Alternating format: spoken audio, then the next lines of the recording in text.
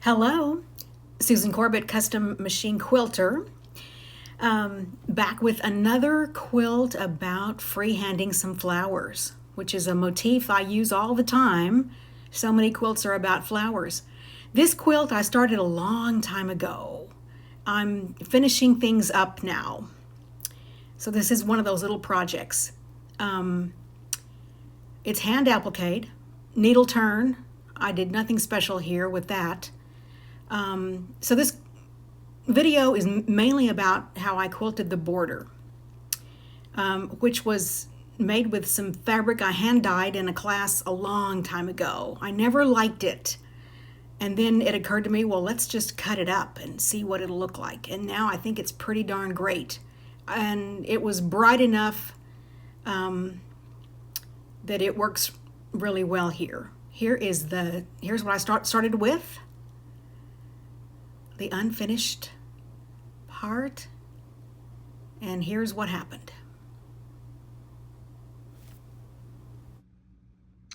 What I've done so far is stabilize as usual. I've edge stitched around each flower, and I have decorated almost all of the leaves, I think, at this point.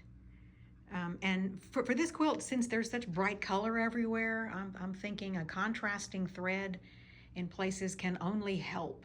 This is not the place to make safe thread choices. Not with this much saturated color everywhere. So I've edge stitched around all the appliqué. I ditch quilted around this frame and the border. And I opted for straight lines in the alternate triangles. I think that crisscross is probably one of my favorites. I love the way that looks. So I cross-hatched on the larger triangles, but opted not to on the smaller ones because I didn't want to squash them too much. So it's just, that's just more contrast. One straight line design up against another straight line design. In the frame, I've done a little herringbone sort of pattern. It's at the basis of that design is just a bunch of little arcs, and they just go in a circle. I'm not doing anything special in the corners. They just turn along with the corner as I go. So I had embroidered these flowers years ago. So I opted not to do that in the flowers in the border, just in the ones in the middle. And I didn't want to leave this whole area unquilted, so I just went in there and added some more details. And I think that looks pretty good. I added some more in that one, just a little, to give it some definition and shape, so it's not just a big blob puffing up there. Here I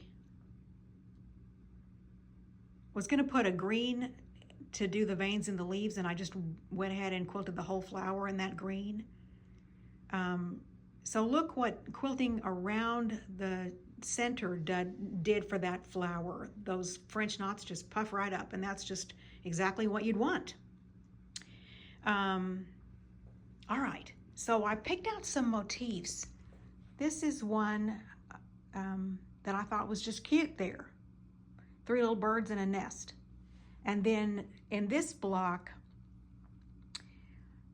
these 2 different flowers were from different patterns, and I traced them and arranged them differently so they'd make a nice grouping here. I think that looks really cute. And so this flower I'm going to replicate in the border for continuity. I think that looks really good. So what I'm up to now is starting to quilt the border.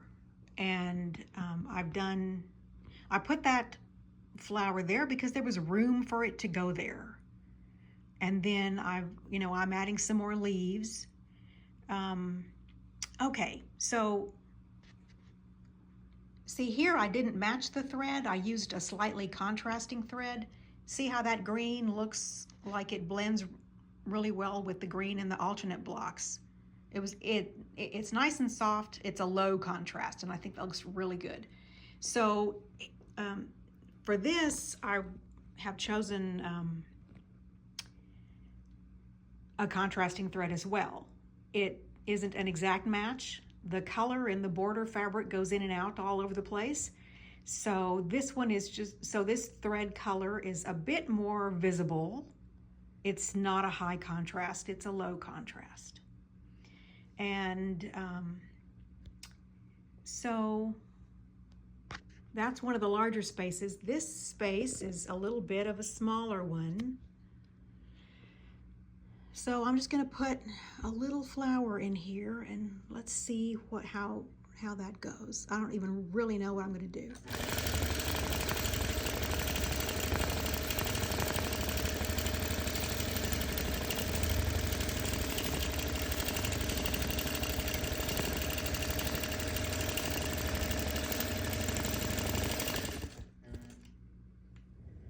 And I think that's really darling. So I'm going to keep on quilting and we'll see what happens. I don't have any definite plans for this border. I'm just going to wing it as usual.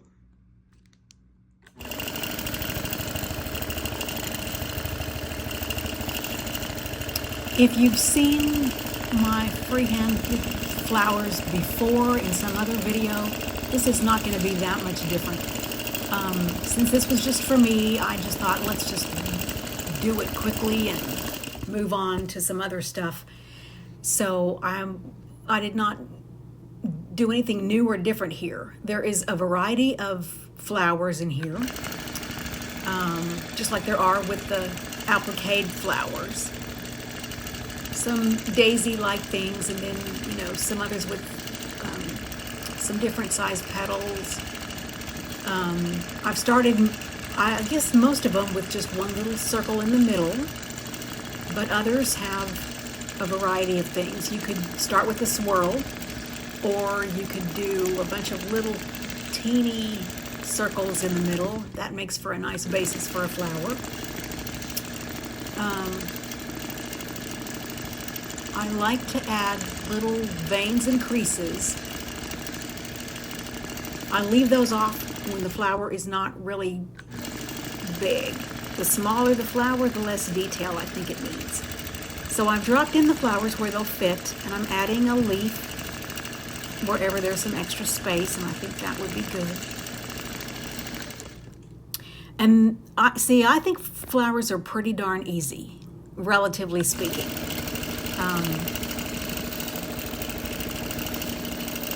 I didn't go to art school. I don't know how to draw, but I find flowers to be really forgiving.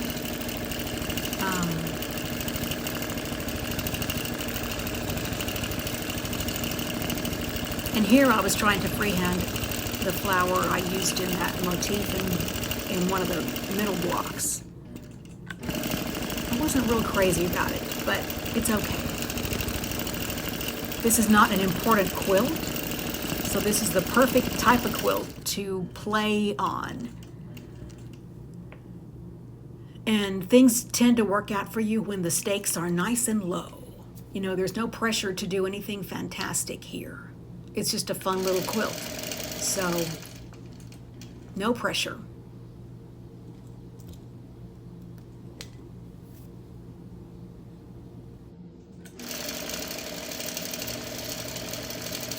This flower I began with a bunch of little circles in the middle and some long, kind of pointy petals that go in all different directions. And I'm going to go back and add some little details in it. Not too many. It's easy to squash the petals, and that doesn't look really good.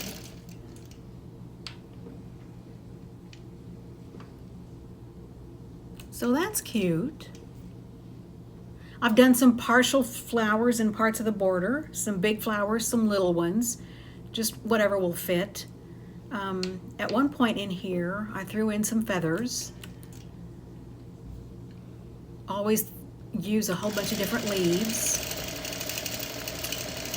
And I can make a leaf starting with the veins, like this one, or I can quilt in the outer shape and then go back in and add some veins. It doesn't matter which you do.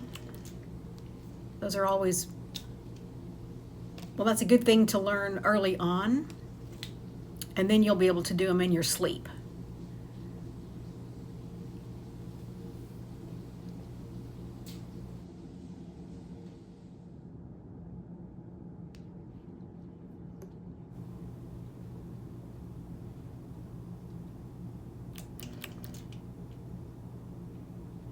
I wanted to add a larger flower, but there wasn't enough room right here, so I thought, well, let's just do part of a flower.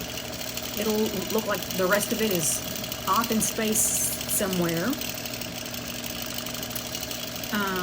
So I did a circle with a little twist in the middle, and then big petals and some details here. And there's a little leaf growing off up there in the top. It's fun to make it look like some flowers are, you know, peeking out from behind some other part. That's always a nice thing to do. Just whatever you can think of. You can have a lot of fun with flowers and leaves.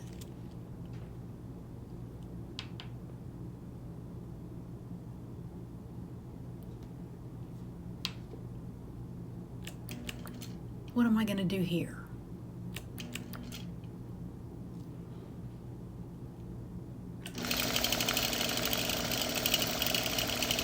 A leaf or two.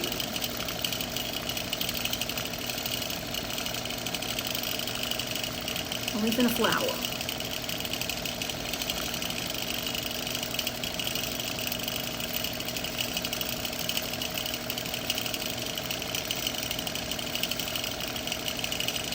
I recorded this a long time ago, and I wasn't happy with it. I looked at it again the other day, and I thought, you know, this isn't half bad. The internal sensor is always working. It's easy to be your own worst critic.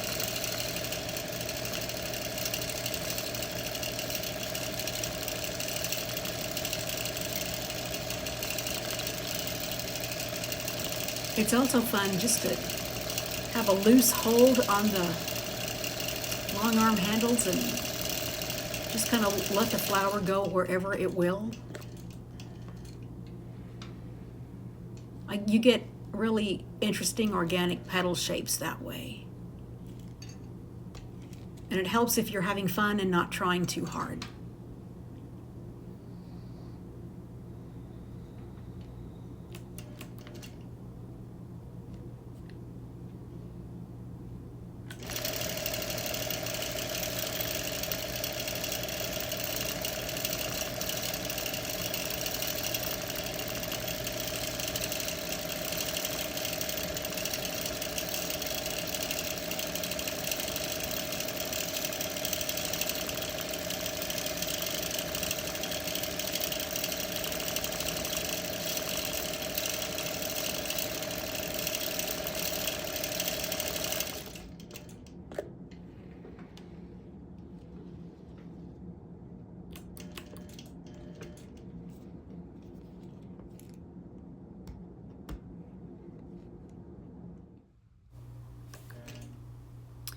Now here's an example of where I made the flower on the left of this vine so that it looks like it's a little bit behind that other appliqué flower.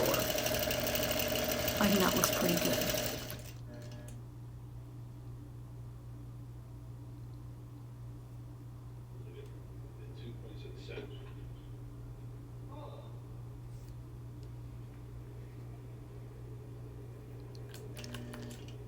There's a nice big space to put a flower.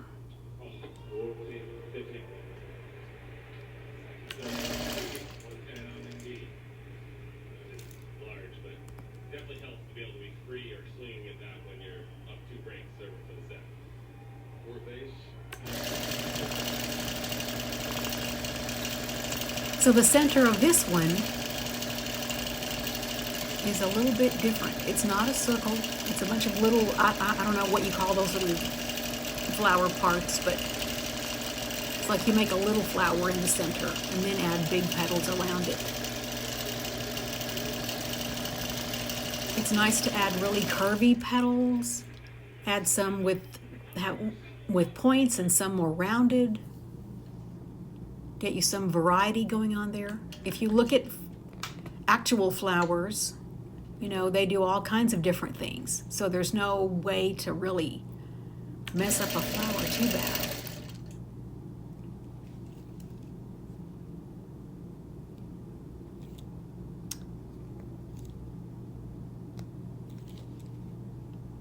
This isn't exactly my color palette.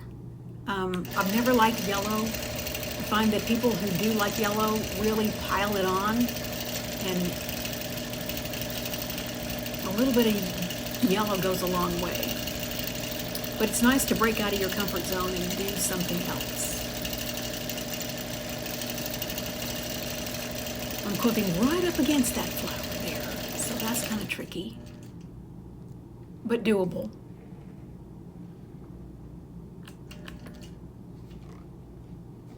I don't worry about making the petals all the same size.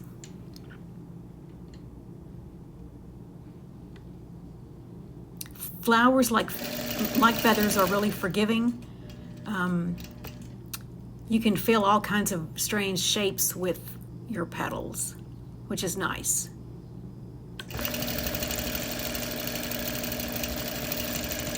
I like to make little groupings, you know, little clusters of the same flower together.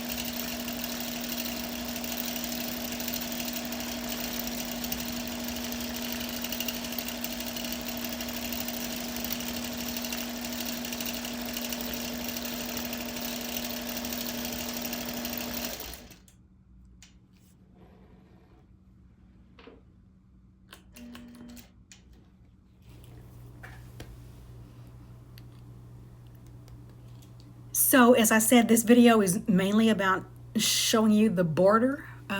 As far as the background quilting goes, you know, here are some examples of the progression of what I was doing. All the background quilting is just echo, arcs, circles, swirls. The background quilting is done in matching thread. That's not the part you want to accentuate. Oh, look how good that contrasting thread is there. Really nice. In the background of the body of the quilt, I added some more little flowers and leaves and stuff.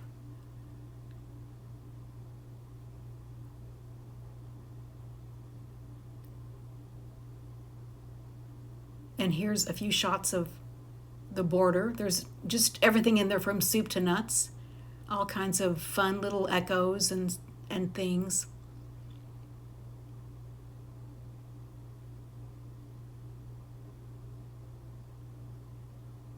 And I bound it in a really wild purple and yellow. It was just some fun. So I hope you enjoyed looking at this fun quilt with me. And I hope it's inspired you to go do your own flowers.